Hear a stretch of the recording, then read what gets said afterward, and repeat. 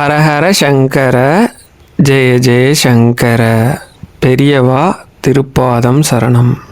எப்படிப்பட்ட மோசமான தலைவிதியாக இருந்தாலும் சரி, அதால் நம்மளோட தலையே போகக்கூடிய சூழ்நிலை இருந்தாலும் சரி, மன்னிக்க முடியாத பாவத்தை செஞ்சு அந்த பாவத்தின் பலனாக நம்ம அனுபவிக்கக்கூடிய மோசமான கர்மாவாக இருந்தாலும் சரி, அது ரெண்டையும் தடுத்து நிறுத்தக்கூடிய அதே நேரத்தில் நமக்கு சாதகமாக மாற்றக்கூடிய ரெண்டு சக்தி வாய்ந்த வழிபாடு, சூட்சம வழிபாடு பற்றி பெரியவா சொன்னதை தான் இந்த பதிவில் பார்க்க போகிறோம். வாங்க பதிவுக்குள்ளே போகலாம். அடுத்த வீடியோ போடுறேன்னு சொல்லிட்டு ரொம்ப நாள் கழிச்சு போடுறேன். அதான் நிறைய பேர் கேட்டிருந்தாங்க, என்னாச்சு ஏன் போடலை அப்படின்ட்டு. என்ன காரணம் அப்படின்னா, என்னோட மனைவிக்கு டைஃபாய்டு. சாதாரணமான டைஃபாய்டுனா அப்படின்னாலே பிரச்சனை, அவங்களுக்கு ஹெவியான டைஃபாய்டு. கிட்டத்தட்ட தொடர்ந்து ட்ரீட்மெண்ட்டில் இருந்தாங்க. அந்த நேரம் பசங்களை பார்த்துக்கணும், மற்ற விஷயங்கள்லாம் இருந்துச்சு. அவங்க அப்பா அம்மா கூட தான் நாங்கள் இருக்கோம், எல்லாம் அவங்கள நல்லா பார்த்துப்பாங்க. இருந்தாலும் பசங்களை அவங்க பக்கத்தில் போகாமல் பார்த்துக்கிறது கொஞ்சம் வேலையாகவே இருந்தது. அதனால தான் சரி வர வீடியோ போட முடியல. அதே மாதிரி எனக்கும் தொடர்ந்து ஒரு சைடு பல்வலி வேறு. அது காரணமாக வீடியோ போடல, தப்பாக நினச்சிக்காதீங்க. முடிஞ்சால் இனிமேல் அடுத்து ரெகுலராக போட பார்க்குறேன். இப்போ நான் சொல்ல போகிற வீடியோ ரொம்ப எளிமையான பரிகாரம் தான். இது வழிபாடாக இருக்கட்டும், நான் சொல்ல போகிற அந்த பரிகாரமாக இருக்கட்டும், ரெண்டுமே ரொம்ப எளிமையானது. ஆனால் எந்த அளவுக்கு சக்தி வாய்ந்தது அப்படின்னு கேட்டிங்கன்னா, ஒரு 1000 மடங்கு சக்தி வாய்ந்தது. நான் என்னோட அனுபவத்திலேருந்து, சில கதைகள்லேருந்து, பெரியவா சொன்ன சம்பவத்திலேருந்து அதை கொஞ்சம் டீட்டெயிலாக சொல்கிறேன். கொஞ்சம் பொறுமையாக, எனக்கு கொஞ்சம் பெரிய பதிவாக இருக்க வாய்ப்பு அதிகமாக இருக்கும். ஏன்னா எவ்வளோ நேரம் ஆகும்னு எனக்கு தெரியாது, அதனால தான் சொல்கிறேன். கொஞ்சம் பொறுமையாக கேளுங்க. ஆனால் நிச்சயமாக இதை செய்கிற எல்லாருக்கும் பலன் கிடைக்கும். ஏன்னா எனக்கும் கிடைச்சிருக்கு, அதனால தான் சொல்கிறேன். நான் ஒரு 4 வருஷத்துக்கு முன்னாடி ஒரு உதவி கேட்டு என்ன பண்ணேன்னா, என்னோட ஃப்ரெண்டு ஒருத்தரை பார்க்க போயிருந்தேன். போய் அவர்கிட்ட பேசிட்டு நான் சொன்னேன், இந்த மாதிரி என்னோட சூழ்நிலையை சொல்லி எனக்கு தேவையான உதவியை கேட்டேன். என்ன உதவின்றதை பின்னாடி சொல்கிறேன். அவர் சொன்னார், இல்லை எனக்கு ஒரு 10 நாளாவது டைம் கொடுங்க, ஏன்னா சடனாக அது பண்ண முடியுமான்னு எனக்கு தெரியல, கொஞ்சம் நானும் சிரமத்தில் இருக்கேன்ற மாதிரி சொன்னார். சரி, ஒன்றும் பிரச்சனை இல்லை, பாருங்கள் உங்களால் முடிஞ்சதை ஒரு சீக்கிரமாக பண்ணி கொடுங்க அப்படின்னு சொல்லி கேட்டிருந்தேன். அவரும் சரின்னு சொல்லியிருந்தார். அப்புறம் அவர் வீட்டில் தங்கியிருந்தேன். அன்னைக்கு மறுநாள் காலையில் நான் கிளம்பி என்னோட வீட்டுக்கு வரணும். 2 வீலரில் வந்துட்டு இருந்தேன். அப்படி வந்துட்டு இருக்கும்போது மணி ஒரு 10லேருந்து 11க்குள்ளே இருக்கலாம்னு வச்சுக்கோங்களேன். பைபாஸில் வந்துட்டு இருக்கும்போது ஒருத்தர் காலை இழுத்து நடந்து வந்துட்டு இருந்தார். தூரத்துலேயே நான் அவரை கவனிச்சிட்டேன். கிட்ட வரும்போது பார்த்தா அவர் காலில் செருப்பு இல்லை. அவர் கொஞ்சம் தூரம் கடந்து வண்டி நிப்பாட்டிட்டு திரும்பி அவர்கிட்ட போய், எங்கே போகிறீங்க, வெறுங்காலில் போகிறீங்க அப்படின்னா, அவர் பார்த்தா ட்ரெஸ்ஸு பார்த்தா கொஞ்சம் ரொம்ப அழுக்காக இருந்தது. அதேமாதிரி அவருக்கு ஒரு கால் சரி வர வராது போல், இழுத்து நடந்து வந்துருந்தார். வெயிலில் நான் கேள்வி கேட்கும்போதே அவர் வெயிலில் அவரால் நிற்க முடியல. சரி, நீங்கள் வண்டியில் உட்காருங்க, மற்றதை அப்புறம் பேசிக்கலாம்னு சொல்லிட்டு வண்டியில் உட்கார வச்சு பொறுமையாக வண்டியை ஓட்டிக்கிட்டே அவர்கிட்ட பேசிகிட்டே வந்தேன். யார் நீங்கள், எதுக்கு நடந்து வரீங்க, என்ன ஏதுன்னு கேட்கும்போது அவர் பிள்ளையார்பட்டி பக்கத்தில் இருக்கிற ஒரு ஊர் சொன்னார். அந்த ஊர் தான் அவரோட சொந்த ஊராமா. வேலை அங்கே சரியாக கிடைக்கல அப்படின்னு சொல்லிட்டு என்ன பண்ணியிருக்கிறாரு, ஒருத்தர்கிட்ட வேலை கேட்டு வந்திருக்கிறாரு. சாப்பாடு 3 வேளை சாப்பாடு, இவ்வளோ சம்பளம்னு சொல்லி ஒரு வேலைக்கு கூப்பிட்டு போய் அங்கே சம்பளம் கொடுக்கல போல இருக்கு. கொடுக்காம 2 வேளை சாப்பாடு தான் போட்டிருக்கிறாங்க. அதுவுமே பழைய சோறு, சரி வர சாப்பாடு கொடுக்காம சம்பளம் கேட்டு வீட்டுக்கு போகிறேன்னு சொன்னாலும் விடாமல் ஒரு பெரிய காம்பவுண்டு மாதிரி சொன்னார். அவருக்கு என்ன பிரச்சனைனா, கால் ஒரு கால் சரி வர வரல போல, ஒரு மாதிரி இழுத்து நடந்து வந்தார். ரொம்ப பார்க்கவே சிரமமாக இருந்தது. எனக்கே ரொம்ப கஷ்டம். அதுக்கப்புறம் கேட்டதும் ஒரு நாள் அடிச்சிட்டாங்களாமா, நீ போகிறதுனா போ, உனக்கு சம்பளம் கொடுக்க மாட்டேன், ஒன்றும் கொடுக்க மாட்டேன், நீ இங்கேருந்து போகிறதுனா உன் ஊருக்கு போய்க்குன்னு சொல்லி வெளியிலையும் தள்ளி விட்டாங்களாம். ஒரு நாள் ஃபுல்லாக சாப்பாடு இல்லாமல் இருந்திருக்காரு. அப்புறம் இதுக்கு மேலே இங்கே இருக்கிறது வேஸ்ட்டுன்னு சொல்லிட்டு அவர் எங்கன்னா கோயம்புத்தூர் பக்கம் அங்கேருந்து நடந்து பிள்ளையார்பட்டி வரைக்கும் போகணும். இப்படி நடந்து வந்திருக்கிறாரு. எங்கெங்கேயோ தங்குன இடத்துலலாம் கெஞ்சி கூத்தாடி ஏதோ சாப்பிட கொடுக்குறத சாப்பிட்ருக்கிறாரு. நான் அன்னைக்கு பார்த்தீங்க அப்படின்னா, அந்த ஊரில் ஒரு கடாயில் அவர் படுத்துருந்துருக்கிறார். அங்கே அவங்கள்ட்ட கெஞ்சி சாப்பாடு கொடுத்துருக்காங்க போல். சாப்பிட்டுட்டு மறுநாள் காலையில் இப்போ எழுந்த உடனே நடந்து வந்துக்கிட்டு இருக்கிறார் பைபாஸில். அவர் கதை கேட்டது எனக்கு ஒரு மாதிரி அப்படியே ரொம்ப ஒரு மாதிரி ஆயிடுச்சு. ரொம்ப பாவமாக போயிடுச்சு, மனசெல்லாம் ஒரு மாதிரி ஆயிடுச்சு. நம்மளாம் ஒரு பிரச்சனையில் இருக்கிறோன்னா மனுஷங்களுக்கு எவ்வளவோ பிரச்சனை இருக்குல்ல, நம்ம பிரச்சனைலாம் ஒரு பெரிய பிரச்சனையே இல்லை இது கூட கம்பேர் பண்ணும்போதுன்னு சொல்லிட்டு எனக்கே ஒரு பிரச்சனைக்காக தான் நண்பர்கிட்ட உதவி கேட்டு போயிருக்கேன் இல்லையா. சரி, நானே உங்களை விடுறேன்னு சொல்லிட்டு நான் என்ன பண்ணேன், அவரை கூட்டிகிட்டு ஒரு ஹோட்டலில் நிறுத்தி, சாப்பிட்றீங்களா அப்படின்னு கேட்டேன். சாப்பாடெலாம் வேணாம், டீ மட்டும் கூட வாங்கி கொடுங்க. ஏன்னா உதவி பண்ணுறவங்கள்ட்ட நம்ம சாப்பாடெலாம் கேட்கக்கூடாதுன்னு நினைக்கிறாரு அவர். இல்லை பரவாயில்ல சாப்பிடுங்கன்னு சொல்லிட்டு நான் சாப்பிட சொன்னேன். அந்த நேரம் பார்த்தா நான் சாப்பாடு பரோட்டாவோ இல்லை சப்பாத்தியோ ஏதோ ஒன்று இருந்தது, அது மட்டும் தான் சாப்பிட்டாரு. நீங்கள் ஃபுல்லாக சாப்பிட்டுக்கோங்க, நான் பணம் கொடுத்துட்றேன், என்கிட்ட பணம் இருக்குது அப்படின்னு சொன்னேன். ஆனால் உண்மையாக சொல்ல போனால் என்கிட்ட இன்னைக்குன்னு பார்த்து 500 நம்ம தான் இருக்குது. அங்கேருந்து வீட்டுக்கு வரதுக்கு நான் பெட்ரோல் போடணும். குறைஞ்சது 2 வீலருக்கு பார்த்தீங்கன்னா ஒரு 250 ரூபாய்க்காவது பெட்ரோல் தேவைப்படும். ஓகேவா, மீதி 250 ரூபா இருக்குல்ல, போதும் அப்படின்னு சொல்லிட்டு நான் என்ன பண்ணேன், அதில் அவருக்கு சாப்பிட வச்சுட்டு டீயும் வாங்கி கொடுத்து அவரை அங்கேருந்து கூட்டிகிட்டு வந்து பஸ் ஸ்டாண்டில் விட்டு அவருக்கு எந்த ஊர் பஸ்ஸில் போனால் அவர் போவாரோ அந்த ஊர் பஸ்ஸில் ஏற்றி விட்டு அவர் கையில் அதுக்கப்புறம் ஒரு 50 ரூபாய் நம்ம கொடுத்தோடனே அவர் சொன்னார், அண்ணே அந்த டிக்கெட் எடுத்து கொடுத்துட்டேன். கொடுத்ததுக்கப்புறம் அவர் என்ன சொன்னார், அந்த டிக்கெட்டு பின்னாடி உங்கள் நம்பரை எழுதி கொடுங்கண்ணே, ஊருக்கு போனதும் எங்கள் பாப்பாட்ட சொல்லி நான் வந்து இந்த பணத்தை போட்டு விட சொல்கிறேன்னாரு. அதெல்லாம் வேணாண்ணே, இருக்கட்டும், இது என்ன பெரிய அமௌண்ட்டா, இது ஒரு பெரிய விஷயம் இல்லைண்ணே, நல்லபடியாக ஊருக்கு போகிறோம் அப்படின்னு சொல்லிட்டு அப்புறம் கண்டக்டர் அவங்கள கூப்பிட்டு இந்த மாதிரி அவங்க ஊருக்கு இந்த இடத்துல இறக்கி விட்டுருங்க, அவர் கொஞ்சம் கால் முடியாதவர்னு சொன்னால் அவரும் சரி தம்பி விட்டுறேன்ட்டேன்.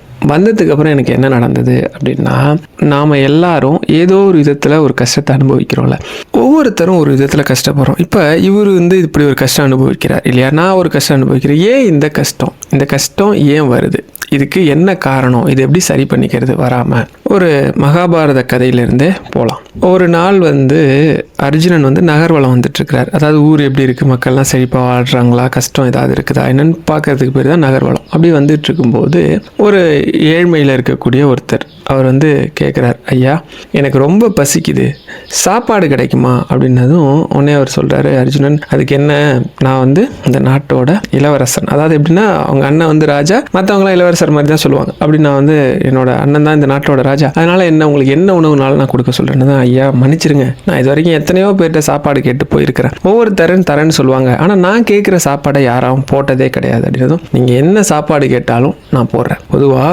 ஒருத்தவங்க என்ன தேவைக்கு வந்திருக்காங்கன்னு தெரிஞ்சிக்காமலே வாக்கு கொடுக்கக்கூடாது, அது ஒரு பெரிய பிரச்சனை. இவர் என்ன பண்ணிடுவாருன்னா, அவர் என்ன சாப்பாடு கேட்குறாருன்னே கேட்காமலே இவர் என்ன சாப்பாடு கேட்டாலும் கொடுத்துட்றேன் அப்படின்னு சொல்லுவார். அப்படியா அப்படின்னு சொல்லிட்டு ஒரு அரண்மனை கூட்டு போனதும் ஒரு அறுசுவை உணவு, அது தேவலோகத்திலேருந்து வரணும்னா கூட நான் வர வைக்கிறேன்னு சொல்கிறார். ஆனால் இவர் அரண்மனைக்கு போனதும் இங்கே இருக்கிற சாப்பாடுலாம் எனக்கு வேணாம், நான் சொல்கிற சாப்பாடை கொடுங்க அப்படின்னதும், என்ன சாப்பாடு அப்படின்னதும் அர்ஜுனன் இப்போ நான் சொல்கிற இடத்துக்கு வாங்கன்னு கூப்பிட்றாரு. இப்படி போயிட்டு இருக்கும்போது எதிர்த்தாப்புல கிருஷ்ணன் வந்துறார். அதாவது இந்த கதை வெவ்வேறு விதமாக நீங்கள் கேள்விப்பட்டிருப்பீங்க. இந்த கதையை நான் எந்த இடத்துலேருந்து சொன்னால் சரியாக இருக்குமோ அந்த போர்ஷனை மட்டும், எப்படி சொன்னால் சரியாக இருக்குமோ அந்த போர்ஷனை மட்டும் சொல்கிறேன். அதனால் கதை என்ன இப்படி வருது அப்படி வருதுன்னு நினைக்க வேணாம், அது சொல்ல வர விஷயம் என்னங்கிறத மட்டும் புரிஞ்சுக்கிட்டா போதும். இப்போ எதிர்த்தாப்புல வர கிருஷ்ணன்ட்ட விஷயத்த சொல்கிறார் அர்ஜுனன். கிருஷ்ணனுக்கு புரிஞ்சு போச்சு, இதில் ஏதோ ஒரு பெரிய சிக்கலும் இருக்குது, ஒரு நல்லதும் ஏதோ இருக்குது அப்படிங்கிறத புரிஞ்சுக்கு. சரின்னு அந்த அந்தன ரூபத்தில் இருக்கிற ஏழை ரூபத்தில் இருக்க அந்த மனிதரை ஃபாலோ பண்ணி வந்தால் அவர் ஒரு இடத்துக்கிட்ட வந்து நின்றுட்டு இதுதான் என்னோட சாப்பாடுன்றார். அங்கே பார்த்தா அது ஒரு பெரிய காடு.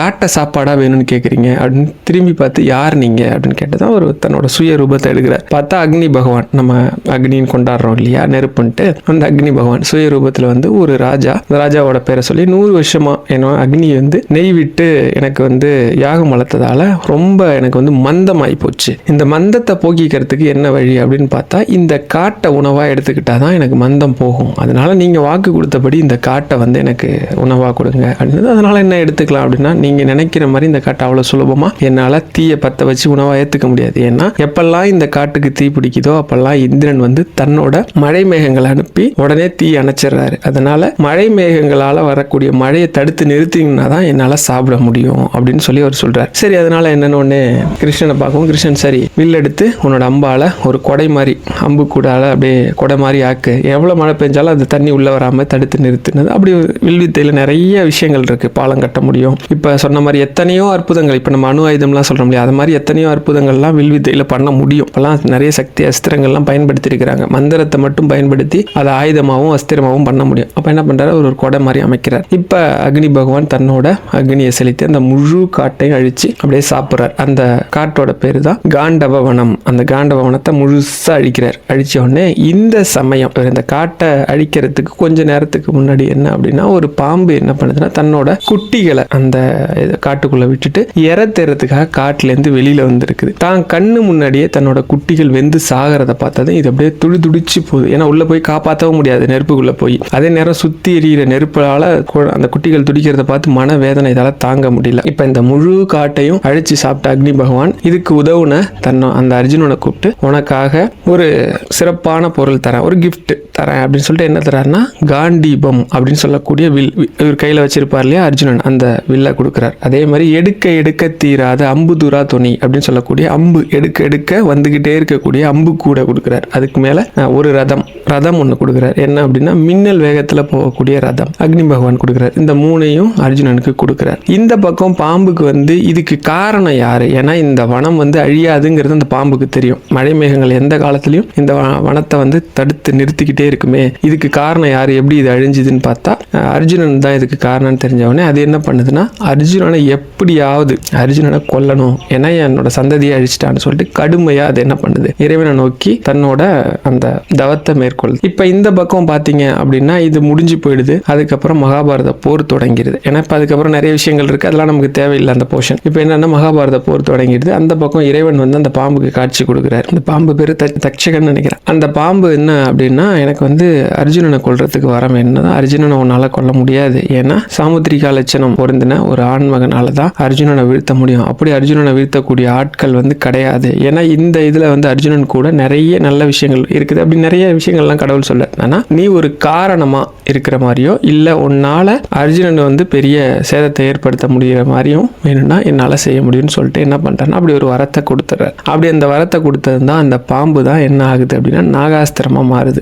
நேரா போய் கர்ணனை பார்த்து கர்ணன் கிட்ட சொல்லுது, இந்த மாதிரி நான் வந்து நாகாஸ்திரமா என்னால மாற முடியும்னு. தன்னோட அம்பு கூடு, அதை அம்பு வைக்கக்கூடிய அந்த இது இருக்கு இல்லையா, அதுல அந்த தக்ஷகன்ற பாம்பை நாகாஸ்திரமா எடுத்து இவர் வச்சுக்கிறார். இப்ப இந்த இடத்துல கவனிச்சிங்கன்னா விதின்றது ஏற்கனவே உருவானது கிடையாது. அர்ஜுனன் தான் தனக்கான விதியை நிர்ணயம் பண்ணிடுறான். நம்மளோட செயல் தான் நமக்கான விதியை நிர்ணயம் பண்ணுது. நீங்க என்ன செய்றீங்களோ அதுதான் இந்த உலகத்துல கர்மாவாகுது. அந்த கர்மா தான் விதியா நிர்ணயம் பண்ணப்பட்டிருக்கு. இங்க இறைவனுக்கும் விதிக்கும் சம்பந்தமே இல்லாத ஒரு சூழல் இருக்கு. இதை வெறுமனே பார்த்தா இப்படிதான் தெரியும், எல்லாமே இறைவனோட சிந்தையில தான் நடக்குது அப்படின்னு ஒரு கோட்பாடு இருக்கு, ஒரு உண்மை இருக்கு. அது ஒரு விதத்துல உண்மைன்னா அதே இறைவன் கிட்ட நீங்க பிரார்த்தனை பண்ணா அந்த விஷயம் மாறுங்கிறதும் உண்மை. ஏன்னா ரெண்டு மாறுபட்ட பார்வை இந்த இடத்துல தேவைப்படுது. இப்ப பாருங்க, அர்ஜுனன் தெரியாம சத்தியம் ஒண்ணு பண்ணிட்டான். அந்த சத்தியத்தின் பலனா அந்த காட்டை அழிக்கிறான். ஒரு பாம்போட மொத்த குடும்பமும் அழிய காரணமானதால அந்த பாம்பு அவனை பழிவாங்க திரும்ப முயற்சி பண்ணுது. இது விதி. இது அவனோட கர்ம பலனுக்கு ஏற்ப விதியா மாறிடுச்சு. இப்ப அதே மாதிரி விஷயத்துக்கு வருவோம். இப்ப அர்ஜுனனுக்கும் கர்ணனுக்கும் போர் வருது. கர்ணன் என்ன பண்றான், நாகாஸ்திரத்தை ஏவுறான். சரியா வந்து அர்ஜுனன் பயப்படுறான், நாகாஸ்திரம் வருது கிருஷ்ணா என்ன பண்றதுன்னு தெரியல. கிருஷ்ணன் உடனே என்ன பண்றாரு, தேர ஒரு அடி கீழே அழுத்தி நாகாஸ்திரம் தலைக்கு வந்தது தலப்பாகையில மோதி ரிட்டன் போயிடும். ஒரு முறைக்கு மேல நாகாஸ்திரத்தை மறுமுறை ஏவ மாட்டேன்னு சொல்லி குந்தி தேவி ஆல்ரெடி என்ன பண்ணிருப்பாங்க, கர்ணன்ட்ட ஒரு வரம் வாங்கியிருப்பாங்க. அதனால ஒரு முறைக்கு மேல நாகாஸ்திரத்தை அவனால பிரயோகம் பண்ண முடியாம போயிடும். இப்ப பாத்தீங்க அப்படின்னா இந்த நாகாஸ்திரங்கிறது விதி, அவனோட கர்ம பலன். இந்த கர்ம பலனை இறைவன் அப்படின்னு சொல்லக்கூடிய கிருஷ்ண பரமாத்மா நாகாஸ்திரத்தை இல்லாம பண்ணவே இல்லை, அதை தடுத்தும் நிறுத்தவே இல்லை. கவனிச்சிங்களா? ஏன்னா எப்பவுமே கர்ம பலன்ல இருக்கிற ஒரு விதியையோ செயலையோ இறைவன் தடுத்து நிறுத்தவும் மாட்டாரு, அதை இல்லாமலும் ஆக்க மாட்டார். ஆனா அதுக்கு என்ன பண்ணுவார் அப்படின்னா அதோட வீரியத்தை செயலிழந்து போக செய்வார். வீரியத்தைனா இப்ப என்ன, நாகாஸ்திரம் புறப்பட்டு வந்தது, அதை கிருஷ்ண பரமாத்மா தடுத்து நிறுத்தல. ஆனா அதுக்கு பதில் என்ன பண்ணாரு, அதே நாகாஸ்திரத்தால அர்ஜுனனுக்கு பெரிய பாதிப்பு ஏற்படாம அவனோட தலைப்பாகையில மட்டும் மோதி தலைப்பாகை மட்டும் கீழே விழுற மாதிரி செஞ்சது. இதுக்கு அர்ஜுனன் என்ன பண்ணாரு அப்படின்னா, எப்ப பார்த்தாலும் கிருஷ்ணா கிருஷ்ணா கிருஷ்ணா கிருஷ்ணா நீ தான் எனக்கு அபயம்னு சொல்லி கிருஷ்ணன் கிட்டேயே போய் சரணாகதி பண்ணிட்டார். வேற எதுவுமே கிடையாது. அவருக்கு தெரியும் நாகாஸ்திரம் தான் நம்மளை அழிக்கக்கூடிய ஒரே அஸ்திரம், அது கர்ணன் கிட்ட இருக்குங்கிறது. ஏன் இந்த இடத்துல இதை சொன்னேன் அப்படின்னா, பெரியவா கிட்ட தரிசனத்துக்கு ஒரு அம்மா வருவாங்க. வந்தவொடனே பெரியவா அவங்களுக்கு நல்லா தெரியும், அதனால பெரியவா அவங்கள பத்தி விசாரிப்பாங்க. விசாரிச்ச உடனே எத்தனை நாள் இங்க இருக்க போற, என்ன பண்ணிட்டு இருக்க, இந்த மாதிரிலாம் கேட்டுட்டு உன் வீட்டில் ஃபோன் இருக்கா அப்படின்னு கேட்பாங்க. என் வீட்டில் ஃபோன் இல்லை பெரியவா, பக்கத்து வீட்டில் இருக்கு, எதனா ஒரு அவசரம்னா ஏதாவது ஒரு விஷயம்னா அவங்க ஃபோன் பண்ணா சொல்லிடுவாங்க அப்படின்னா நீ உடனே பாம்பே கிளம்பு. ஏன்னா அவங்க பாம்பேலேருந்து தான் வந்திருப்பாங்க. இல்லை பெரியவா நான் வந்து ஒரு 5 நாள் இங்கே இருக்கக்கூடிய விஷயங்கள்லாம் சுற்றி பார்த்துட்டு போகலான்னு வந்திருக்கிறேன் அப்படின்னதும், இல்லை நீ அவசரமாக போய் தான் ஆகணும் அப்படின்னதும் சரி பெரியவான்னு சொல்லிட்டு அவங்க சாயந்தரமே பிடிச்சி ட்ரெயின் பிடிச்சி மறுநாள் அங்கே போயிடுவாங்கன்னு வச்சுக்கோங்க. மறுநாள் சாயந்தரமா என்னமோ போவாங்க அப்படின்னு வச்சுக்கோங்க. அப்படி போன உடனே பார்த்தா அவங்க வீட்டில் எடுத்த வீட்டுக்காரங்க பதட்டமாக நின்றுட்டு இருப்பாங்க. என்னன்னு போய் கேட்டவுடனே இந்த மாதிரி உங்கள் வீட்டுக்காருக்கு வந்து ஆக்சிடென்ட் ஆகிடுச்சாமா, இப்போ தான் ஃபோன் வந்துச்சு எனக்கு மத்தியானம், நான் என்ன பண்ணுறதுன்னு தெரியல, அதான் யோசிச்சுட்டு இருந்தேன், உன்னை எப்படி காண்டாக்ட் பண்ணுறதுன்னு யோசிச்சுட்டு இருந்தேன் அப்படின்னு சொல்லி எந்த ஆஸ்பத்திரியில் சேர்த்துருக்காங்க என்ன டீட்டெயிலாம் சொன்னது. உங்கள் பதறி அடித்து ஓடி பார்ப்பாங்க. அப்புறம் அந்த ஆஸ்பத்திரியிலேருந்து இன்னொரு ஆஸ்பத்திரிக்கு மாற்றுவாங்க. ஹாஸ்பிட்டல் மாற்றின உடனே ட்ரீட்மெண்ட்லாம் நல்லபடியாக போகும். அவங்க தினமும் பெரியவாட்ட பிரார்த்தனை பண்ணுவாங்க. அப்புறம் பெரியவா ஏற்கனவே போகும்போதே சொல்லியிருப்பாங்க, லலிதா சகஸ்ரநாமம் வந்து எந்த கஷ்டனாலும் லலிதா சகஸ்ரநாமம் சொல்கிறத நிறுத்தாமல் சொல்லு அப்படின்னு சொல்லி அமைச்சிருப்பாங்க. இவங்களும் அதே மாதிரி லலிதா சகஸ்ரநாமம் சொல்லி ஒரு 2-3 மாசத்துல சரியாகி ஒரு 3 மாசம் கழிச்சு பெரியவாவை பார்க்க வர்றப்ப சந்தோஷமா கணவன் மனைவி குழந்தையா வருவாங்க. வரும்போது அவங்க எல்லாம் பேசிட்டு பெரியவாட்ட ஒரு சந்தேகம் கேட்கணும்பாங்க. இது கொஞ்சம் பெருசா போகும், நான் ஷார்ட் ஆகிட்டேன். என்ன உனக்கு கேட்கணும்? என் வீட்டுக்காருக்கு ஆக்சிடென்ட் ஆகும்னு தெரிஞ்ச பெரியவா அந்த ஆக்சிடென்ட் ஆகாமலே தடுத்து நிறுத்திருக்கலாமே, அதானே நீ கேட்கணும் அப்படின்றது. நிறைய பேர் நம்மள நிறைய பேருக்கு இதே சந்தேகம் தான் இருக்கு. ஒரு பிரச்சனை வந்தா அதை எப்படியாச்சும் தடுத்து நிறுத்திடணும், அது வராம பண்ணணும். அப்படி பண்ணுனா பெரியவா சொல்லுவாங்க, ஒரு விதியை அப்படி தடுத்து நிறுத்தினா அது இன்னொரு ரூபம் எடுத்து மறுபடியும் நம்ம தொடரும். அது போக்கிலே போட்டு அதை பெருசா பாதிப்பை ஏற்படுத்தாத மாதிரி நம்ம அதை செஞ்சிட்டோம் அப்படின்னா அது நம்மள மறுரூபம் எடுத்து தொடர வேண்டிய அவசியம் இல்லாம போயிடும் அப்படின்னுவாங்க. இங்க கிருஷ்ண பரமாத்மா அழகா அதை தான் பண்ணியிருப்பார். எப்பவுமே விதியை தடுத்து நிறுத்தாம அது போக்கிலே போட்டு அதை செயலிழக்க வச்சிருப்பார். அப்படிதான் நாகாஸ்திரத்தை தடுத்து நிறுத்தாம அது போக்கிலேயே போக விட்டு அதோட வீரியத்தை தடுத்து நிறுத்தி குறைச்சிருப்பார். தலைக்கு வந்தது தலைப்பாகையோட போடுது. இதுக்கு நாம என்ன செய்யணும் அப்படின்னா, அந்த அம்மா என்ன செஞ்சிருப்பாங்க, லலிதா சகஸ்ரநாமம் படிச்சிருப்பாங்க. அர்ஜுனன் என்ன சொல்லியிருப்பான்னா, எப்ப பார்த்தாலும் கிருஷ்ணாங்கிற நாமத்தை சொல்லுவார். நாம அதே போல எந்த கஷ்டத்துல இருந்தாலும் இல்லைனாலும் பெரியவா சொன்ன ஒரு அருமையான வாக்கு என்ன அப்படின்னா, நமக்கு தெரிஞ்ச எளிமையான இறைவனோட நாமத்தை சொல்லிக்கிட்டே இருந்தா அது ஒரு பெரிய டெபாசிட் மாதிரி நம்ம கணக்குல போய் ஏறிடுதாமா. அப்படி எப்பெல்லாம் நமக்கு ஆபத்து வருதோ, இப்ப நம்ம ஒரு பணத்தை சேமிப்பா போட்டு வைக்கிறோம், எப்பெல்லாம் நமக்கு பண கஷ்டம் வருதோ இல்ல ஒரு அவசர தேவை வருதோ எடுத்துக்கிறோம் இல்லையா. அந்த மாதிரி இந்த நாமங்களை சொல்லும் போது நாம இறைவனா ஒன்னோட ஒன்னா கலந்து போறது மட்டும் இல்லாம இறைவனுக்கு பக்திக்கு பாத்திரமான நபரா மாறிடுறோம். அப்ப நமக்கு ஒண்ணுங்கும் போது அந்த இறைநாமத்தை சொன்னதின் பலனா இறைவன் அதோட செயலை கர்ம பலனால ஏற்படக்கூடிய விதியால வரக்கூடிய மோசமான அந்த செயலிருந்து போற மாதிரி நமக்கு சாதகமா ஆற மாதிரி அதோட வீரியம் குறைஞ்சு போற மாதிரி பண்ணிடுறாராம். அதனால காலையில ஒரு 2 நிமிஷம் ராமா ராமா ராமான்னு சொல்லுங்க, சாயந்தரம் ஒரு 2 நிமிஷம் சிவ சிவ சிவன் சொன்னா போறோன்றாங்க பெரியவா சொல்லுவாங்க. அந்த 2 விஷயமும் இவ்வளவு அற்புதமான விஷயங்களால நம்ம வாழ்க்கையில பண்ணக்கூடியது. உங்களுக்கு ராமான்னு தான் சொல்லணும், சிவசிவான்னு தான் சொல்லணும்னு அவசியம் இல்லை. உங்களுக்கு எந்த கடவுள் பிடிக்குமோ அந்த கடவுளோட நாமத்தை சொன்னாலோ மந்திரத்தை சொன்னாலோ ஸ்லோகத்தை சொன்னாலோ இதே பலன் உண்டு. இது உண்மையா தம்பி அப்படின்னு கேட்டிங்கன்னா, என் மனைவிக்கு டைஃபாய்டு இருந்ததுன்னு சொன்னேன் இல்லையா. டைஃபாய்டு இருக்கிறப்ப அவங்களுக்கு ட்ரிப்ஸ் போடணும்னு சொல்லிட்டாங்க. ஏன்னா ரொம்ப வீக்காக இருக்கிறாங்க, கண்டிப்பாக ட்ரிப்ஸ் போடணும். இப்போ என்ன பிரச்சனை அப்படின்னா, ட்ரிப்ஸ் போட்டால் அவங்களுக்கு ஜுரம் வருது. ட்ரிப்ஸ் போட்டால் நிறைய கடுமையான ஜுரம் வருது. ஒரு நாள் ட்ரிப்ஸ் போட்டுட்டு இருக்கும் போதே என்ன ஆயிடுச்சுன்னா ரொம்ப கடுமையா நடுக்கும். அதாவது ஒரு குளிர் ஜுரம்னு சொல்லுவோம்ல, ஜன்னி கிட்ட இருந்தா எப்படி இருக்கும் அந்த மாதிரி ரொம்ப நடுக்குதுனால பயந்தே போயிட்டேன். ஏதோ பெரிய பிரச்சனை ஆயிடுச்சு, ரொம்ப கஷ்டம் இவங்க அப்படின்ட்டு. உடம்பெல்லாம் நடுங்குது, உதடு முகம்லாம் வெட்டி வெட்டி ஒரு மாதிரி நடுங்குது, கையெல்லாம் உதறுது. நான் இப்பெல்லாம் பார்த்ததே இல்லை, அப்படியே நடுங்குது. ஹாஸ்பிட்டல்லே தான் இருக்கும். பதறி அடிச்சு போய் நான் கத்துறேன், எல்லாரும் வராங்க, இன்ஜெக்ஷன் பண்ணாங்க, நடுக்கம் போறதுக்கு கை காலெல்லாம் தேய்ச்சி விட சொல்றாங்க. அப்படி இருந்து கூட அவங்களுக்கு ரொம்ப நடுங்குது, ரொம்ப பயமாயி போச்சுவா. ஒரு 10-15 நிமிஷம் அப்படிதான் இருந்தாங்க. அந்த 15 நிமிஷமும் நான் சந்திரசேகேந்திர சத்குரு அச்சரப்பாமலை சொல்றதை நிறுத்தவே இல்லை. 100 கேள்வி டாக்டர் என்ன கேட்டுக்கிட்டே இருக்கு. இவங்களுக்கு இதுக்கு முன்னாடி வந்திருக்கா, பிரசவத்தப்ப இந்த மாதிரி ஏதாவது வந்திருக்கா, இதுக்கு முன்னாடி ஃபிக்ஸ் வருமா, அப்படி இப்படின்னு என்னென்னலாம் கேட்கணுமோ கேட்கிறாரு. எல்லா கேள்விக்கும் பதில் சொன்னாலும் சந்திரசேகேந்திர சத்குரு அச்சரப்பாமலை விடாம சொல்லிட்டு இருக்கிறேன். சரியா ஒரு 10-15 நிமிஷம் அப்படியே கொஞ்சம் கொஞ்சமா சொல்ல வச்சு சரியாயிட்டாங்க. எனக்கு மட்டும்தான் தெரியும் எத்தனை தடவை சந்திரசேகேந்திர சத்குரு அச்சரப்பாமலை சொல்லியிருப்பேன், எவ்வளவு பயத்திலையும் ஆழமான நம்பிக்கையிலையும் சொல்லியிருப்பாங்கிறது என் ஒருத்தனுக்கு தான் தெரியும். அது என் மனைவி கிட்ட கூட நான் சொன்னதில்லை. ஏன் அமைதியா இருக்கீங்க, கேட்கறதுக்கு பதில் சொன்னா என்னன்னு அவங்க சரியானதுக்கு அப்புறம் கேட்டாங்க. அப்ப கூட நான் சொல்லலை. நான் பயத்துல ரொம்ப மனம் நொந்து போயிருக்கிறப்ப பகவானை முழுசா நம்புறாள் நான். அப்படி இருக்கிறப்ப நான் பதில் சொல்லணும் அப்படின்றதுக்காக தான் பதில் சொல்லிட்டு இருந்தேன். இருந்தாலுமே சாமி கும்பிட்டுட்டே இருந்தேன். இது ஒண்ணு. இன்னொன்னு என்னன்னா, ட்ரிப்ஸ் ஏத்தணும்னு சொன்னேன் இல்லையா. ட்ரிப்ஸ் ஏத்தும்போது சொன்னாங்க எனக்கு மறுபடியும் ஜுரம் வந்துச்சுன்னா என்ன பண்றது. ட்ரிப்ஸ் ஏத்தும்போது சொன்னா தொட்டு பார்த்தா ஜுரம் அடிக்குது. ஐயோ, மறுபடியும் பயம், மறுபடியும் அவங்களுக்கு குளிர் வந்துருச்சுன்னா என்ன பண்றது, ஜுரம் வந்துருச்சுன்னா என்ன பண்றது. நான் உடனே சொன்னேன், கவலைப்படாத, எப்பவுமே இறைவனோட நாமத்துக்கும் மந்திரத்துக்கும் சக்தி உண்டு. நான் விநாயகர்கிட்ட பிரார்த்தனை, ஏன்னா எனக்கு எல்லா விஷயத்துக்கும் விநாயகர் அகவல் சொல்றது உண்டு. நான் சொன்னா விநாயகர் அகவல் கண்டிப்பா சொல்றேன், நீ விநாயகர் அகவல் ஏன் கூடிய சொல்லு. ஏன்னா அவங்க புக்கை பார்த்து படிப்பாங்க, நான் புக்கை பார்க்காம சொல்லுவேன். நான் உடனே சொன்னேன், புக்கெல்லாம் வேண்டாம், அவங்க குளிக்கலன்னாங்க. குளிக்கிறத பத்திலாம் கவலையப்படாத, கடவுளை கும்பிடுறதுக்கு உடம்பு சுத்தமா இருக்கணும், அப்படி இருக்கணும், இப்படி இருக்கணும், அப்படிலாம் கிடையாது. மனசு சுத்தமா இருந்தா போதும், நம்பிக்கை இருந்தா போதும் அப்படின்னு அப்படின்னு சொல்லிட்டு நான் உடனே சொன்னேன், சொல்லலாம் அப்படின்னு சொல்லிட்டு விநாயகர் அகவல் கொஞ்சம் கொஞ்சமாக சொல்லிட்டு இருந்தோம். சீத கிளம்ப செந்தாமரை பூவும் பாத சிலம்பும் பல இசை பாட பொன்னரை ஞானம் பூந்துகில் ஆடையும், இப்படி பொறுமையாக அவங்களுக்காக சொல்லிட்டு இருந்தேன். அவங்க சொல்லி முடிச்சாங்க. நான் என்ன பாரு ஒரு 5 நிமிஷம் கழிச்சு அவங்களை செக் பண்ணி பார்க்கலாம் அப்படின்னு சொல்லி முடிச்சோம். சொல்லி முடிச்சுட்டு 5 நிமிஷம் வச்சு தொட்டா அவங்களுக்கு ஜுரமே இல்லை. அதுக்கப்புறம் அவங்களுக்கு ஜுரமே வரல. அது வேற விஷயம்னு வச்சுக்கோங்க. இப்படி நாம ஆழமா இறைவனோட நாமத்தையோ இல்லை மந்திரத்தையோ நம்பிக்கையோட சொன்னா போதும். நம்மளோட விதி நமக்கு வேலை செய்யாது. இது என்னோட அனுபவத்திலையுமே சொல்கிறேன். நீங்கள் பிரச்சனை இருக்கிறப்ப சொல்லணும் அப்படின்னு நினைக்காதீங்க. அதுக்கு முன்னாடியே டெய்லியுமே ஏதாவது ஒரு கடவுள் எடுத்துக்கோங்க. உங்களுக்கு விநாயகர் பிடிக்கும்னா விநாயகர் அகவல் சொல்லுங்கள், காரிய சித்தி மாலை சொல்லுங்கள், இல்லை விநாயகரோட 16 நாமங்கள் இருக்குது அது சொல்லுங்கள். முருகரை பிடிக்கும் அப்படின்னா முருகனுக்கு எத்தனையோ மந்திரம் இருக்குது. அது கந்தசஷ்டி கவசம் இருக்குது, அருணகிரிநாதர் சொன்ன பாடல்கள் எத்தனையோ இருக்குது. அதே மாதிரி இருக்கிற உங்களுக்கு தெரிஞ்ச சின்ன ஸ்லோகமாக இருந்தால் கூட பரவாயில்ல.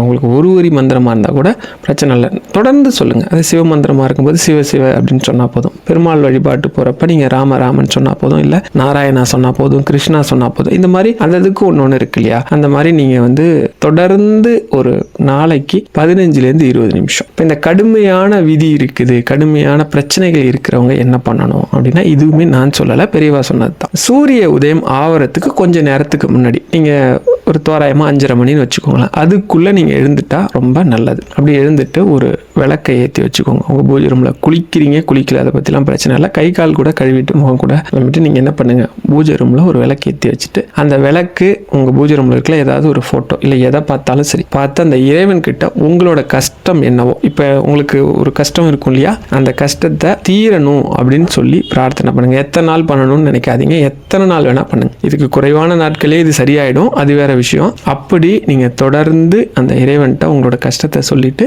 அந்த இறைவனுக்கு பிடிச்ச மந்திரமோ ஸ்லோகமோ தெரிஞ்சா சொல்லுங்க, தெரியாட்டி ஒன்றும் பிரச்சனை இல்லை. வேற எதுவுமே பண்ண வேண்டாம். சூரிய உதயத்துக்கு முன்னாடி, அதாவது நீங்க எல்லாம் பிரம்ம முகூர்த்தம்னு சொல்லுவாங்க, பிரம்ம முகூர்த்தத்தில் எந்திரிக்கிற ஆட்கள்லாம் ரொம்ப குறைவா போயிட்டாங்க. அப்படி எந்திரிக்க சொன்னாலும் எந்திரிக்க முடியாது அவங்களால. சீக்கிரமா சூரிய உதயத்துக்கு கொஞ்சம் முன்னாடி நீங்க இதை செஞ்சாலே போதும். தினம் உங்க கணக்குல ஒரு புண்ணிய கணக்கு கூடிக்கிட்டே போகும். அது பலனா உங்களோட விதியோ கர்மாவோ வேலை செய்யும். ரெண்டாவது, இன்னும் ஒரு சூட்சமமான பரிகாரம், ரொம்ப எளிமையா எல்லாராலையும் செய்யக்கூடியது, பெரியவா சொன்னதையே சொல்லிடுறேன், அதையும் கூட நீங்க ஃபாலோ. ரெண்டாவது என்ன அப்படின்னா, இந்த உலகத்திலேயே அதிகப்படியான புண்ணியத்தை சேர்க்கக்கூடியது தானங்களுக்கு உண்டு. நம்ம இறை வழிபாடு எந்த அளவுக்கு பண்றோமோ அதுல ஒரு அங்கமா இருக்கிறது தானம். ஏன்னா அதை பண்ணினாதான் இறை வழிபாடு கம்ப்ளீட் ஆகும் அப்படின்னு சொல்லிட்டு நம்மளோட ஆன்மீகமே அதை தான் சொல்லுது. பெரியவாவோட தரிசனத்துக்கு ஒரு பக்தர் வருவார். வரவர் பெரியவாக்கு முன்னாடியே பரிச்சயமானவர்களால பேசிட்டு இருப்ப. அப்ப பெரியவா கேட்பாங்க, என்ன இப்ப அந்த வேலையெல்லாம் கரெக்டா போகுதா அப்படின்னு. போகுது பெரியவா,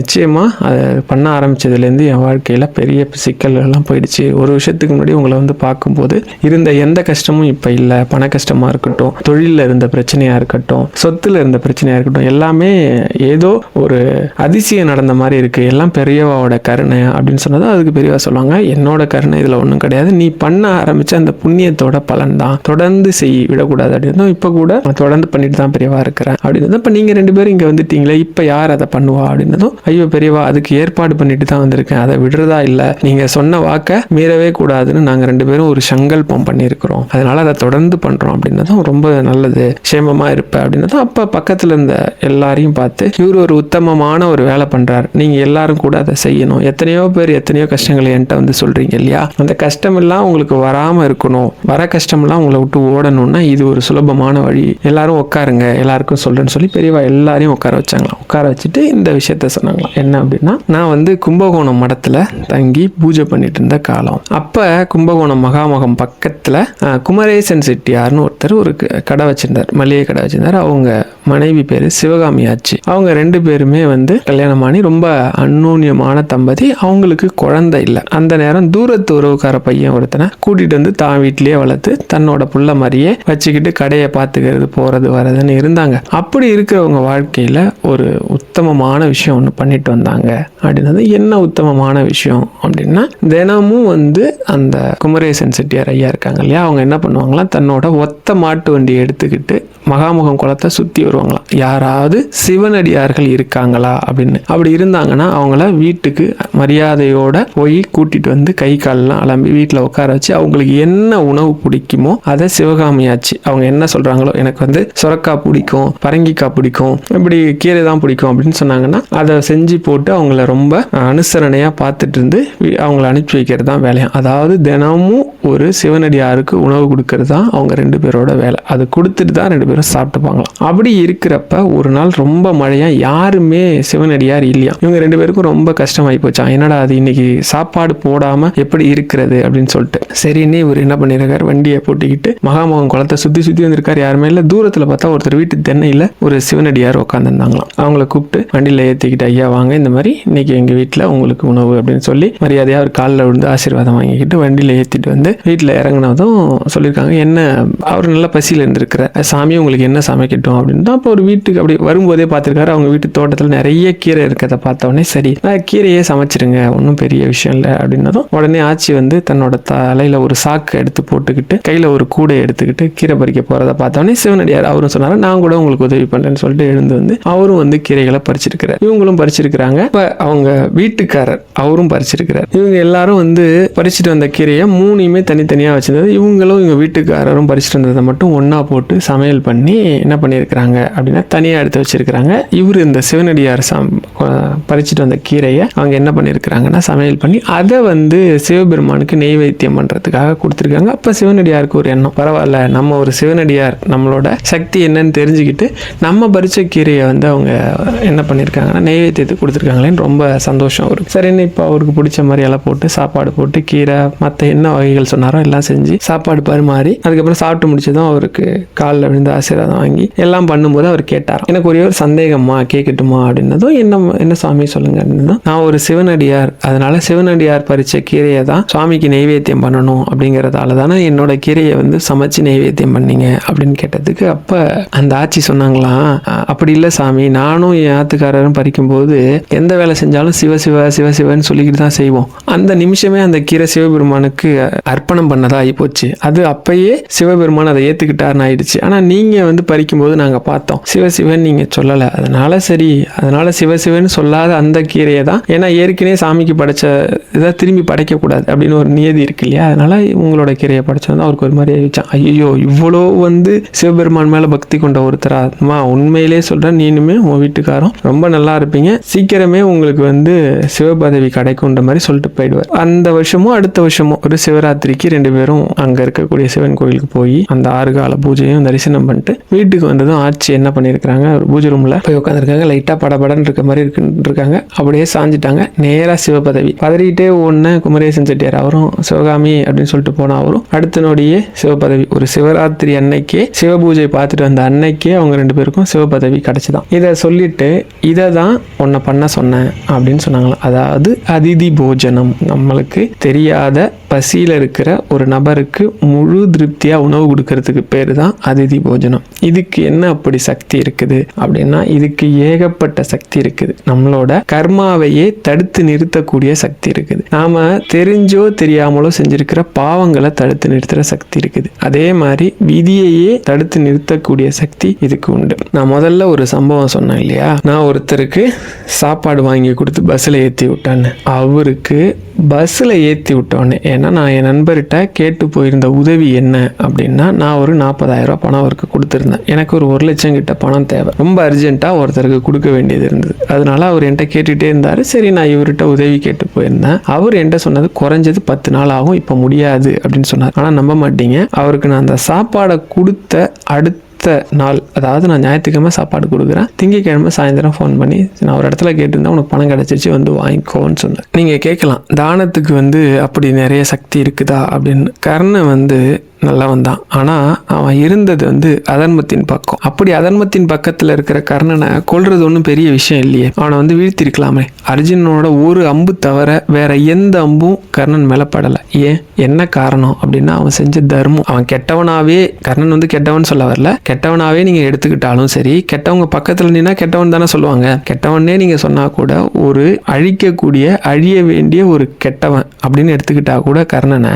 ஆனால் அவர் செஞ்ச புண்ணியம், கர்ணன் நல்லவர், அதை நான் வந்து இல்லைன்னு சொல்லலை. அதர்மத்தின் பக்கம் நிற்கும் போது ஒரு கெட்டவன் அப்படின்னு எடுத்துக்கிறோம். அப்படி பார்த்தா அந்த கெட்டவன் அழிய வேண்டியவன் தானே. அவனுக்கு ஏன் வந்து அடுத்தடுத்த அம்புலாம் கர்ணன் முன்னாடி போகும்போது மறைஞ்சு போகுது, கர்ணனுக்கு போய் மாலையா விழுதுன்னு நம்ம கதையிலலாம் கேட்டிருப்போம். ஏன் அப்படி நடக்குது அப்படின்னா அவர் செஞ்ச தர்மம். எது உங்கள் தலையை காக்கும், எது உங்கள் உயிரை காக்கும், எது உங்கள் பிரச்சனையிலேருந்து காக்கும்னா நீங்கள் செய்கிற தர்மம். தர்மத்திலே ரொம்ப எளிமையான தர்மம் எது அப்படின்னா அதுதான் அன்னதானம். நம்ம வந்து மறுபடியும் ஏன் அன்னதானத்தை பற்றி சொல்கிறோம் அப்படின்னா தர்மத்திலேயே ரொம்ப எளிமையான அதே நேரம் சக்தி வாய்ந்த தர்மம் எது அப்படின்னா தர்மம் தானம் எது அப்படின்னா அன்னதானம் மட்டும்தான். அதனால தான் அதுக்கு சக்தி அதிகம். கர்ணன் மாதிரி நாம எத்தனையோ பாவங்களை செஞ்சு பாவ மூட்டையை சுமந்துக்கிட்டு அதர்மத்தின் பக்கமே இருந்தா கூட நாம மனசார ஒருத்தருக்கு தர்மம், ஒரு தானமா ஒரு பொருளை கொடுக்குறோம், ஒரு சாப்பாடு கொடுக்குறோம் அப்படின்னா அது நம்மளோட தலையை மட்டும் இல்லாம நம்மளோட சந்ததியே காப்பாத்திட்டு நிற்கும். அதனாலதான் அதை செய்யுங்க அப்படின்னு சொல்றோம்.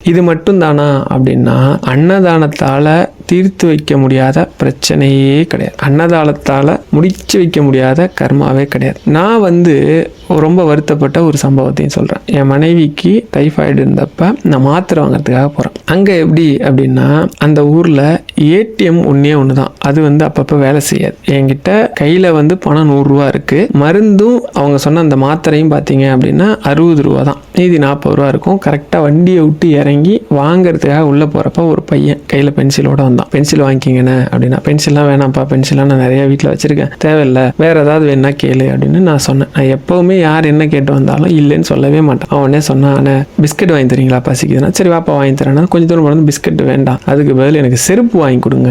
என்கிட்ட இருக்கிறது ஒரே ஒரு 100 ரூபா தான். இனிமே யூடியூப்லேருந்து பணம் போட்டால் தான் காசு, சுத்தமாக காசு இல்லை. நான் உடனே தம்பி என்கிட்ட 100 ரூபா தான் இருக்குது, என் ஒய்ஃபுக்கு உடம்பு சரியில்லை, அதுக்கு மருந்து வாங்க தான் வந்திருக்கேன், அவ்வளோவுக்கு செருப்பு வாங்க முடியுமான்னு தெரியலையே தம்பினா. இல்லை எனக்கு கம்மியாக தான் வரும், கேட்டு பாருங்க. சரி நான் அந்த கடையில் போய் செருப்பு நார்மலாக எவ்வளோன்னு கேட்டால் 100 ரூபான்னா. 100 ரூபா தான் நம்மள்ட்டே இருக்குது, நான் கம்மியாக ஏதாவது கிடைக்குமான இந்த மாதிரி. நான் சொன்னேன் 50 ரூபாய்க்கு மெடிசன் வரும், மீதி 50 ரூபாய்க்கு இருக்கிற மாதிரி. இல்லை தம்பி 50 ரூபாய்க்குலாம் செருப்பு வராது. உண்மையிலேயே எனக்கு தெரியல 50 ரூபாய்க்கு செருப்பு இருக்குமா என்னன்னு. கம்மியாக தான் சொல்லியிருக்காரு நினைக்கிறேன் 100 ரூபாய். நான் உடனே சொன்னேன், தம்பி என்கிட்ட 100 ரூபா தான் இருக்குது, கோச்சிக்காத, வேற ஏதாவது கேளு, நீ கேட்டு இல்லைன்னு சொல்லி என்ன சங்கடப்படுற மாதிரி ஆக்கிடாத தம்பி அப்படின்னு. இல்லைண்ணே செருப்பு ரொம்ப கால் ரொம்ப சுடுது, செருப்பு மட்டும் வாங்கி கொடுத்தா நல்லா இருக்கும். நான் உடனே சொன்னேன், ஏன் செருப்பை கூட போட்டுருந்தா போட்டுக்கோ, ஒன்றும் பிரச்சனை இல்லை, இல்லை நாளைக்கு கூட நான் உனக்கு வாங்கி தரேன். ஏன் செருப்பு அவன் வேணான்ட்டான். அவன் கொஞ்சம் பிடிவாதமாக எனக்கு செருப்பு தான் வேணும்னா. தம்பி கோச்சிக்காத தம்பி, என்கிட்ட சுத்தமாக பணம் இல்லை, நான் வந்து யார் எது கேட்டோம் இல்லைன்னு சொன்னதே கிடையாது, இந்த 100 ரூபாலாம் எனக்கு ஒரு விஷயமே கிடையாது, நான் வந்து சாதாரணமாக இந்த 100 ரூபாயெல்லாம் செலவு பண்ணிட்டு போயிடுவேன் பா, நீ கேட்கறத நான் வாங்கி தரக்கூடிய ஆள் தான், இன்னைக்கு அப்படி இல்லை கோச்சிக்காத அப்படின்னு. இல்லைண்ணே அது மட்டும் வாங்கி கொடுங்கண்ணா.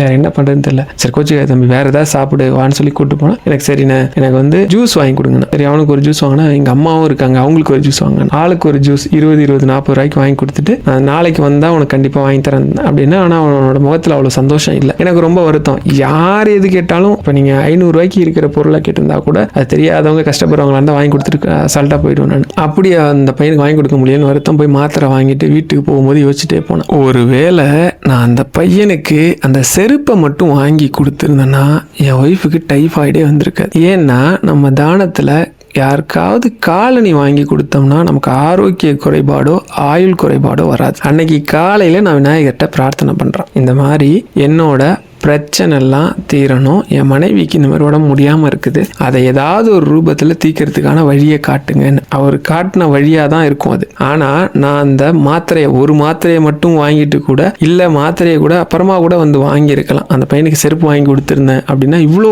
தூரம் அவங்க கஷ்டப்பட்டுருக்க மாட்டாங்க. அதே மாதிரி என் மனைவிக்கு ஒரு கோபம் என்ன அப்படின்னா, பெரியவா எதுக்கு வந்து எனக்கு இப்படி ஒரு டைஃபாய்டை கொடுக்கணும், பெரியவா எனக்கு இந்த டைஃபாய்டை கொடுக்காமலே இருந்திருக்கலாமேன்னு சொல்லிட்டு அவங்க பெரியவா எல்லாமே அவங்களுக்கு பெரியவா தான். அப்போ பெரியவா மேலே அவங்களுக்கு ஒரு சின்ன வருத்தம். அப்படி பெரியவாட்ட அவங்க பிரார்த்தனை பண்ணவே இல்லை. ஒரு நாள் நான் சொன்னேன், அப்படி கிடையாது ராணி, நமக்கு விதி இப்படி ஒரு மோசமான நிலைமையில இருக்கு அப்படின்னா அதை பெருசா வர விடாம பெரியவா உனக்காக டைஃபாய்டு மாதிரி சின்ன இந்த அளவுக்கு தொந்தரவு பண்ணக்கூடிய ஒரு சின்ன விஷயமா கொடுத்துருக்கலாம். இது உனக்கு வேற ரூபத்துல வேற பெரும் பிரச்சனையா வர வேண்டியதை இப்படி தடுத்து நிறுத்திருப்பாங்க. நீ இதுக்காக பெரியவா மேல கோவமா, அதாவது கோவமான உங்களுக்கு உள்ளூர ஒரு வருத்தம். எப்படி பெரியவா எனக்கு, ஏன்னா தினமும் உங்களுக்கு ட்ரிப்ஸ் போட்டாகணும், கையில வென்பிளான்ட் போட்டே இருக்கு, அந்த வென்பிளான்ட் லைட்டா நவுத்தினாலும் கை வலிக்குது. பசங்க எப்பயுமே அவங்க கூட தான் தூங்குவாங்க. அவங்க அம்மா அம்மான்னு கிட்ட வந்தா கூட அவங்க பக்கத்திலே விட முடியல. அவ்வளோ பிரச்சனைகள் இருக்கு. சரியா கையில, ஏன்னா ரைட் ஹேண்ட்ல போட்டிருக்காங்க, சாப்பிட்றது கூட சரியா சாப்பிட முடியல, பாத்ரூம் போக முடியல. இவ்வளோ கஷ்டம் எதுக்கு அப்படின்னு சொல்லி அவங்களுக்கு வருது. நீ வேணா பெரியவாட்ட போய் பிரார்த்தனை பண்ணு, உடனே சரியாயிடும், நீ போய் பிரார்த்தனை பண்ணு அப்படின்னு சொல்லிட்டு என் பையன்கிட்ட சொல்லி அம்மாவுக்கு சரியாயிடணும்னு தாத்தாட்ட பிரார்த்தனை பண்ணிக்கப்பா, ஏன்னா அவளும் சொன்னாலும் அதே மாதிரி நடக்கும். அப்புறம் அவங்க ஒரு நாள் ரொம்ப காய்ச்சல் ரொம்ப ஹெவி ஆயிடுச்சு போல. விடிய காத்தால நாங்கெல்லாம் அசந்து தூங்கியிருக்கோம். எங்களை எழுப்பாம ரொம்ப அந்த வலி தாங்க முடியாம பெரியவா போட்டோ ஹாலில் இருக்கு. நான் என்ன தப்பு பண்ணியிருந்தாலும் மன்னிச்சிருங்க, நான் இதுக்கு மேல என்னால் தாங்க முடியல, இதுதான் உங்களை பரிபூர்ணமா நம்பி வந்துட்டேன், இந்த காய்ச்சல் இந்த நிமிஷமே என்னை விட்டு போகணும் அப்படின்னு சொல்லி ரொம்ப சந்திரசேகேந்திர சத்குரு அச்சரபாமலை சொல்லி ரொம்ப இதாக கேட்டுக்கிட்டாங்களாமா. அன்னையிலிருந்து அந்த காய்ச்சல் சுத்தமா போயிடுச்சு. நான் சொல்றது முத நாள் நைட்டு நாங்கள் விநாயகர் அகவல் படிக்கிறோம், அப்போ காய்ச்சல்லாம் விட்டுருச்சு. அதுக்கப்புறம் காய்ச்சல் வரல. விடிய காத்தால அவங்களுக்கு காய்ச்சல் அதாவது காய்ச்சல் வரல, அவங்களுக்கு ஒரு மாதிரி குளிர், ரொம்ப ஒரு மாதிரி குளிர்ற மாதிரி அவங்களுக்கு ஒரு பயமாயிடுச்சு. அந்த சமயம் பெரியவாட்ட பிரார்த்தனை பண்ணாங்களாம், அதுலேருந்து கம்ப்ளீட்டாக விட்டுருச்சு. நான் திரும்பவும் சொல்கிறேன், நீங்கள் பெரியவா உங்களுக்கு தெரியும் தெரியாது, மந்திரம் உங்களுக்கு படிக்க வருது படிக்க வரல, அதெல்லாம் இல்லை. நம்பிக்கையோட ஏதாவது ஒரு மந்திரத்தை தொடர்ந்து சொல்லுங்க. அதே மாதிரி ரொம்ப கஷ்டமாக இருக்குது, ரொம்ப பணப்பிரச்சனை இருக்குது, ஆரோக்கிய பிரச்சனை இருக்குது, மன உளைச்சலை ஏற்படுத்தக்கூடிய விஷயங்கள் இருக்குது அப்படின்னா தினமும் உங்க கையால யாருக்காவது ஒருத்தருக்கு நல்ல சாப்பாடு, நீங்க சாப்பிட்டா எப்படி திருப்தியா நல்ல சாப்பாடா சாப்பிடுங்களோ அந்த சாப்பாடு ஒரு குறிப்பிட்ட நாட்களாவது கொடுங்க. ஒரு தொடர்ந்து ஒரு 11 நாள் 21 நாள் இல்ல அப்படின்னா மாசத்துல ஒரு 4-5 நாளாவது கொடுங்க. இது பெரிய புண்ணியமா நம்ம அக்கௌண்ட்டுக்கு வந்துடும். நம்ம அக்கௌண்ட் மீன் எதை சொல்றேன்னா நம்மளோட புண்ணிய கணக்குக்கு வந்துடும். அப்படி புண்ணிய கணக்குக்கு உடனே, ஏன்னா அந்த நபர் கையில எடுத்து சாப்பாடை வாயில் அப்படி வச்சுட்டார் அப்படின்னாலே தொண்டையில போயிட்டா நமக்கு புண்ணிய கணக்கு வரக்கூடிய ஒரே தானம் அன்னதானம் மட்டும்தான். சாப்பாடு எடுத்து வாயில போட்டுட்டாங்க அப்படின்னாலே அவங்க சாப்பிட்டதுக்கான கணக்கு நம்ம அக்கௌண்ட்டுக்கு வந்துடும். மற்ற எல்லா தானமும் அப்படி கிடையாது. ஒரு மனையை கொடுக்குறோம், ஒரு மற்ற பொருட்கள்லாம் கொடுக்குறோம்னு வச்சுக்கோங்களேன், அதெல்லாம் அவங்களுக்கு அந்த விஷயத்தோட பலன் போய் சேர்ந்ததுக்கு அப்புறம் தான் கிடைக்கும் நமக்கு. ஆனால் அன்னதானம் அப்படி இல்லை, அவங்க சாப்பிட்டுட்டாலே நமக்கு அந்த பலன் கிடைச்சிடும். ஒன்று, இறை நாமத்துக்கு எப்படிப்பட்ட விதியையும் வெல்லக்கூடிய ஆற்றல் உண்டு. விடாம சொல்லணும். விடாமன்னா நமக்கு பிரச்சனை இருக்கு இல்லை, தினம் ஒரு 20 நிமிஷம், ரொம்ப அதிகாலையில சொன்னா ரொம்ப நல்லது. அதே மாதிரி சந்தின்னு சொல்லக்கூடிய சாயந்தரம் 6 மணிலேருந்து 7 மணிக்குள்ள சொன்னா நல்லது. இது 2 வேலையும் நம்மளால சொல்ல முடியாட்டி கூட பரவாயில்ல, மனசை ஒருமுகமா வச்சு நாம எப்ப சொன்னாலும், காலையில சொன்னாலும், மத்தியானம் சொன்னாலும், சாயந்தரம் சொன்னாலும், இரவு சொன்னாலும் சரி, ராமா ராமானாவது சிவசிவான்னு ஏதாவது ஒரு மந்திரமாவது சொல்லுங்க. எவ்வளவு பெரிய விதியும் நம்ம முன்னாடி தன்னோட தோல்வியை ஒத்துக்கும் அப்படிங்கிறது பெரியவா சொன்னது. மகாபாரதத்துல சொல்லப்பட்டிருக்கு, ராமாயணத்துல சொல்லப்பட்டிருக்கு, எத்தனையோ ஆன்மீக கதைகள்ல சொல்லப்பட்டிருக்கு. நானே நிறைய விஷயம் உங்களுக்கு சொல்லியிருக்கேன். நம்புங்க. முழு நம்பிக்கை மட்டும்தான் நம்மளோட எல்லா பிரச்சனையிலேருந்து வெளிக்கொண்டு வர்றதுக்கு நமக்கு உதவக்கூடிய ஒரு அஸ்திரம். முழு நம்பிக்கையோட இறைநாமத்தையும் அன்னதானத்தையும் தொடர்ந்து பண்ணுங்க. விதியே நம்ம முன்னாடி மண்டி போட்டு தான் ஆகணும். ஹர ஹர சங்கர, ஜெய ஜெய சங்கர.